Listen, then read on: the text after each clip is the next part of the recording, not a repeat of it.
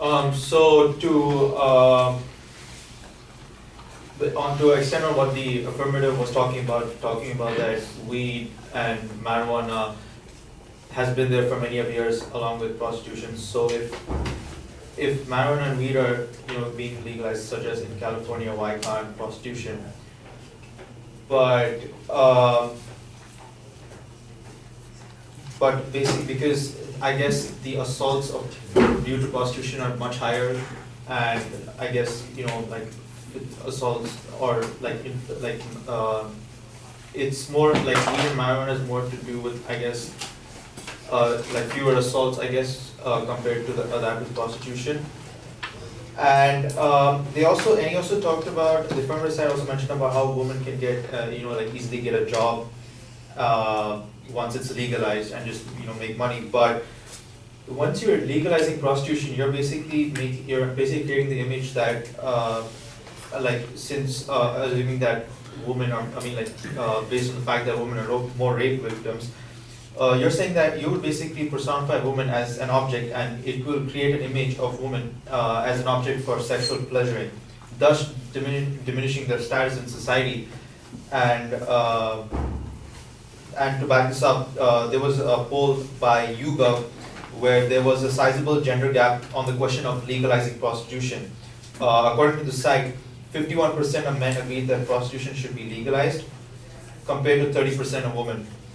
Overall, only 40% supported its legalization, whereas 43% said that it should remain illegal.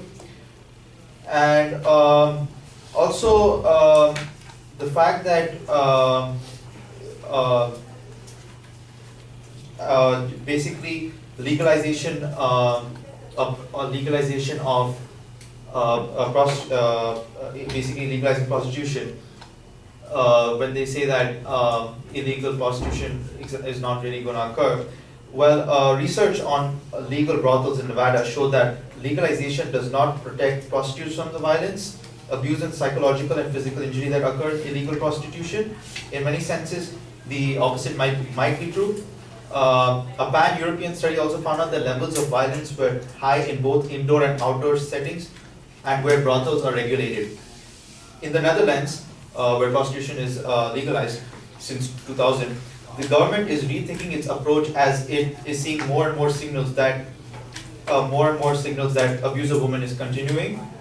Legal prostitution in the Netherlands, Nevada, and in Australia has been connected with organized crime.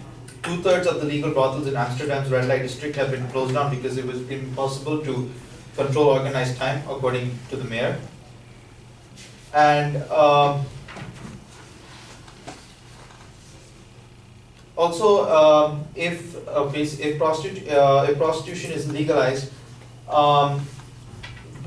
basically like the usually pimps are usually that they're called boyfriends or hot friends, sometimes girlfriends.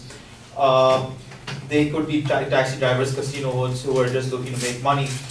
But as a result, legal pimps basically they own these brothels because 65 to 85% of that prostitution is usually pimp dominated. So the way legal pimps own brothels, it's the same way as which illegal pimps run their business. Thank you.